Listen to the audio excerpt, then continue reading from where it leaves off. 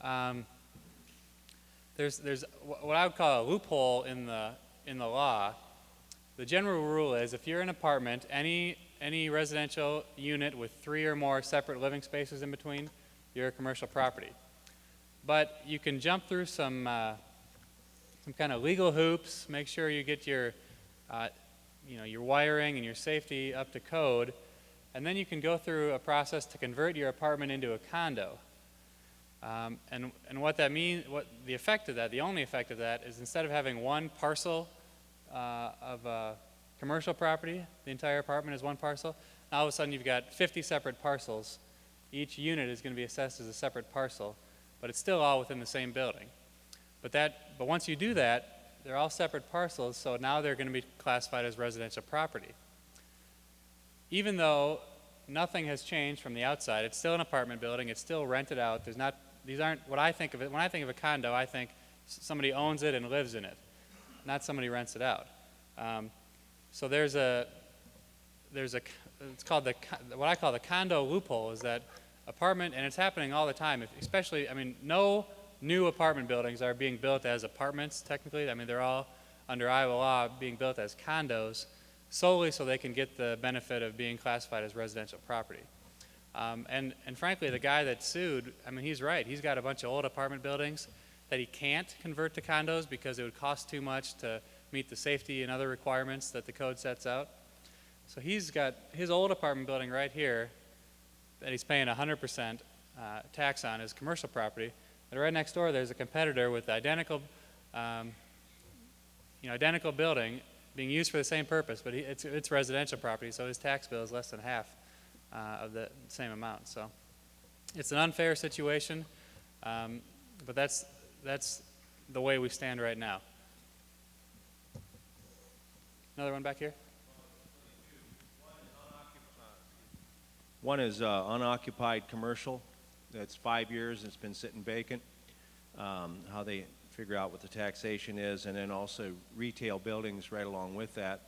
And then the other was non-producing ag facilities, silos, barns, feeding floors, and hog confinements that have not been used in the last 5 years. Is that part of agriculture? Is that part of the residential property around the ag land, or how does that work?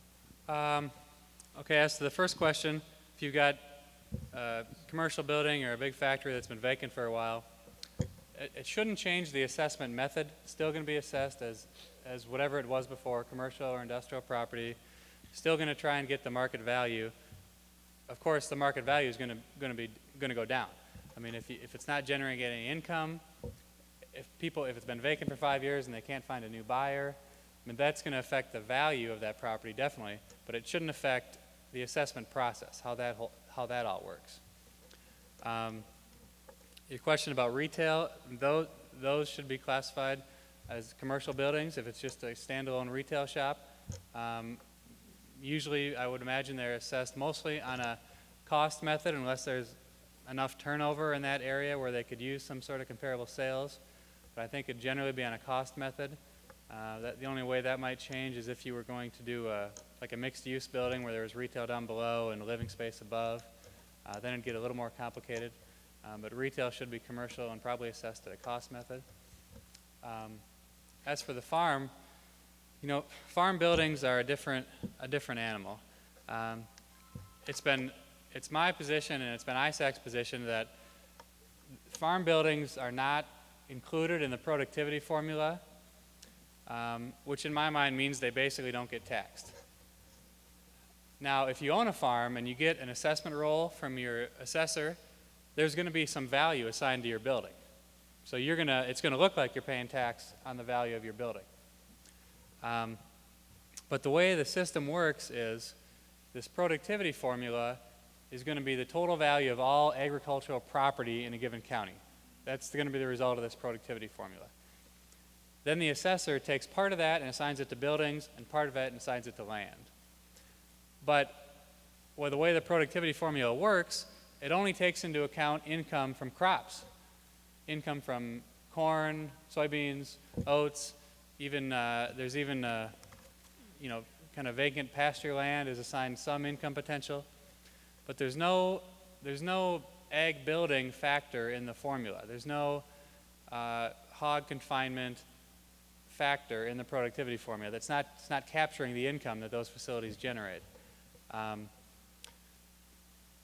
So I guess the best way to explain this is that if you've got a county that has $10 million of agricultural value,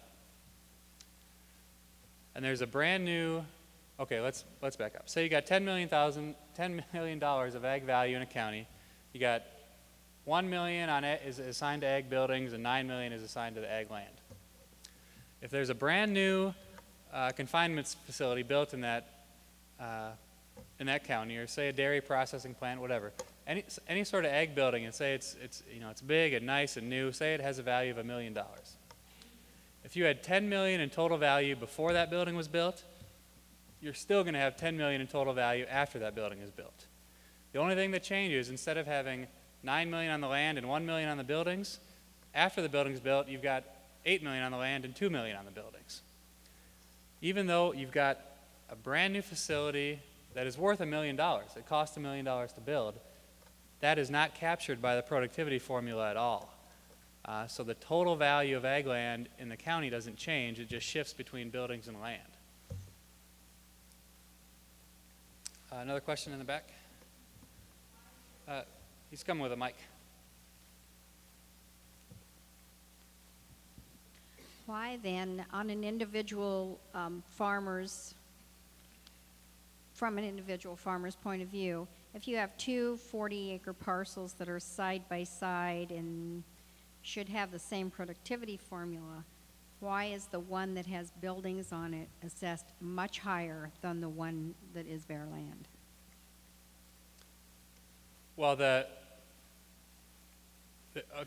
side by side, so the one thing that could affect the values within a county is if there's different corn suitability ratings. No, I'm not. Okay. No, that's not the point. I mean, the difference is very large on the one that has buildings from the one that does not, and it's from the soil suitability survey done in our county, the land is virtually the same. Okay. In that case, then, the reason for the difference would be that there has to be value assigned to the buildings. But now, see, it's hard to grasp because the income generated by those buildings is not factored into the productivity formula at all. But then the assessors still take the amount of the valuation generated by the productivity formula and assign some of it to buildings. So you've got two 40-acre plots. Each acre, assuming they're the same rating, should have the same per acre land value, $800 or whatever it happens to be. But then the buildings will have value in addition to that. What I'm saying is that if the buildings weren't there at all, and there were no buildings in the county,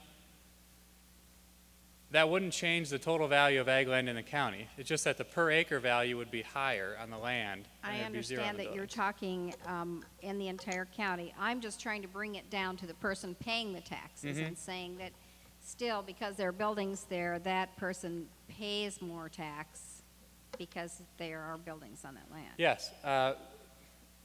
Because of the way this system works, ag landowners pay less than they should. And ag building owners pay more, I guess is what I'm trying to say. If you had a system that actually captured the value of the ag buildings, the ag land value,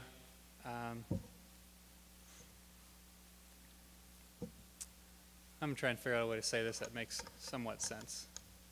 Maybe I'll think about it more when we get into taxable value. So give me a second on that. We're up here in the red. I'd like to go back to the area of residential versus agricultural. If you had a 10 to 20 acres with your house and buildings on it, and you've been paying agricultural for 20, 25 years, and all of a sudden you got to pay residential, what would be the reason for a change? Well, the only reason would be property is supposed to be classified